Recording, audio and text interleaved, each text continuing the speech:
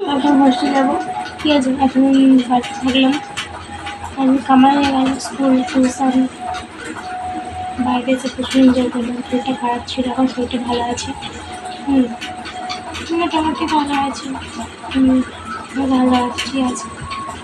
আর হচ্ছে তো ফোনও বলছে যে অনেক তুমি হোস্টেল যাবে। আমি বলছি হ্যাঁ আমি হোস্টেল যাবো। ও বলছে হোস্টেল যেতে হবে না। আমি বলছি না হোস্টেল তো যেতে হবেই না, আমি তোমাকে খাবার নিচ্ছে, ঠিক আছে। টাটা, এইট করবে ডোরি।